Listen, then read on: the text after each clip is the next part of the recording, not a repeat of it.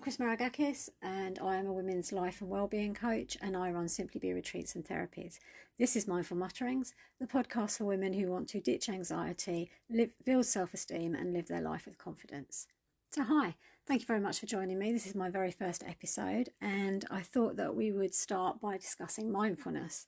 Mindfulness is a very used term at the moment. It's often used in conjunction with relaxation and well-being, and that may be what mindfulness can give us, but that's not what mindfulness is. The term originally comes from Buddhism, and it's because the Buddha found a way that we could understand the workings of our mind and challenge and remove the ideas and misconceptions and beliefs that we had that were causing us pain. And though he admits it wasn't his invention, he actually observed the way that this could be used from other religions, especially Hinduism. And so what he did was, through his lived experience, he found a way that we could control, or not control our thoughts, but we could stop them from controlling us. So mindfulness essentially is about having a single point of concentration or a single point of focus. And so how do we do this? Well, it's kind of like just focusing intently on one task at a time. We're not looking to control it. We're just looking as an observer into what we're feeling about the event, what emotions arise while we're doing the event, and what we can learn about ourselves as we are observing what is going on.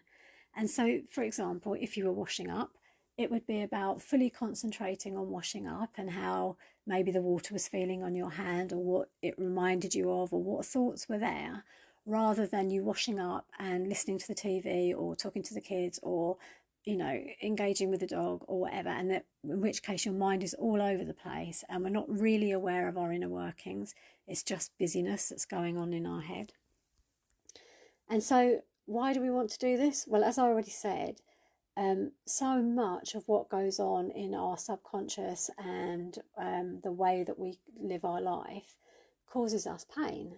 There's a part of us that every day wants us to get our own way, and when we don't, that tends to cause anger or frustration. And because we're so busy, because there are so many distractions, we don't pay attention to these warning signs.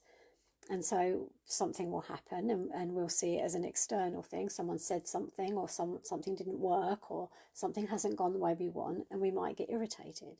But instead of dealing with that irritation and looking at why we've become irritated with a situation, it just builds. We just ride over it, or we use other less effective coping strategies. Maybe we'll get home from work and have a glass of wine, or maybe we just carry on with our day, and that irritation then leads to frustration when something else goes wrong. And again, we don't necessarily address that because we're not aware that we are feeling, or that it's our thoughts that are causing us to be frustrated, because we're looking at the event that's happened.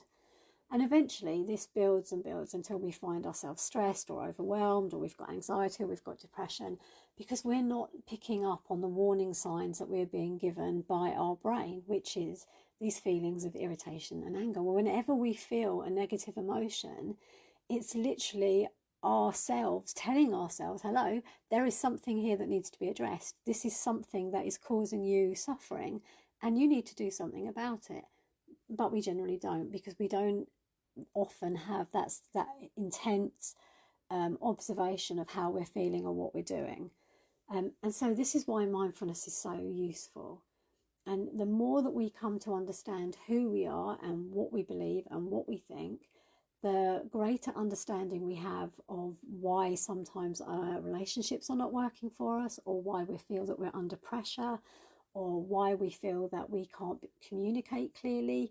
And so the more we become aware of how and what we're thinking, the more that we can then change about the way that we're thinking and responding. And that takes out a lot of the angst from life. That stops us being triggered. It's not a case of someone says something and we automatically go to our default behaviour, because through mindfulness we've become aware that we have a default behaviour that's not serving us, and we've done some work around it to try and help lessen the impact of that. And like everything else, it's a practice. The more you do, the better you get at it. And so really, the idea that the Buddha gave us, and personally I would say that the Buddha was actually one of the best psychologists we've ever had the benefit of knowing, this kind of mindfulness is actually a prelude to cognitive behaviour therapy, because for both of them, they help us to identify a cause of pain or something that's not working for us. That then enables us to come up with a strategy to put in place to change or modify the way that we're behaving or thinking. And then that gives us a course of action for us to go forward with our lives. And while we have this sense of understanding of who we are, we then have absolute control over how we want to take that forward. You know, the more we understand what we're thinking and why we're thinking things, the more control we have over whether we choose to react to something or we choose to respond to it. And it's the choice of responding to it that then helps us to manage stress and anxiety and greed and jealousy and all the painful emotions that we often are subjected to. And so it's about understanding that there are times where we can go in on ourselves and we need that quiet time. So it's about finding ways to do that.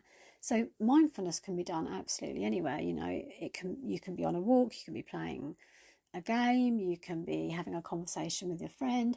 And what you really need to be doing to be mindful is to lessen all the other distractions and find that single point of concentration. So if you're having that conversation, it's about putting the mobile phone down. It's about listening to what that person is saying to you. It's about being aware of what you're thinking and you're feeling while they're talking to you, and then looking to see whether those emotions and beliefs are helpful and what you're about to say is kind and compassionate and going to help that person, or whether something that they've said has triggered something in you and you're about to say something that might cause further suffering.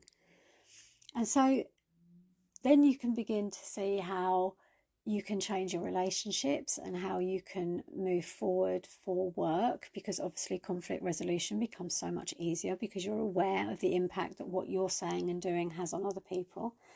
And then that tends to have a knock-on effect in the rest of your life, and things start to get a little bit easier, and they can help to reduce the feelings that you have of overwhelm and anxiety. So, does it work?